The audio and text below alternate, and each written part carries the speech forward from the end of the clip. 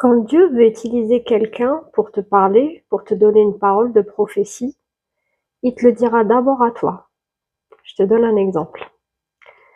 Paul dit au revoir à ses copains parce qu'il sait qu'il va descendre sur Jérusalem et qu'il va se faire taper.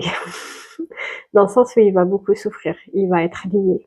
Donc il leur dit adieu quelque part parce qu'il ne sait pas s'il va les revoir.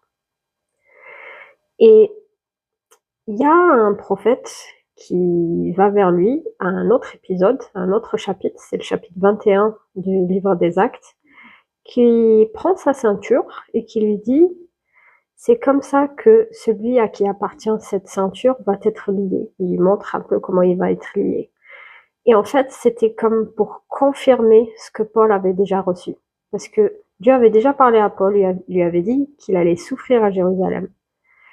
Et il est quand même descendu. Tout le monde lui a dit non, descends pas, mais il était prêt à faire ce qu'il devait faire, ce qu'il voulait faire, parce que il aurait pu dire non, mais il l'a fait.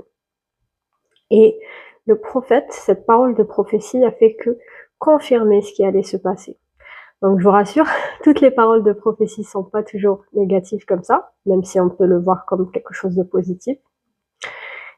Parce que ça lui a permis d'aller à Rome, en fait, en souffrant à Jérusalem étant lié, il en a demandé à voir César, et c'est comme ça qu'il est monté à Rome, et qu'il a pu évangéliser là-bas. Il a même pu évangéliser dans le bateau. Enfin, c'est une longue histoire, je vous invite à lire le livre des Actes, c'est juste merveilleux. Je crois que c'est mon préféré de tous les livres de la Bible. J'aime Matthieu et j'aime les Actes dans le Nouveau Testament.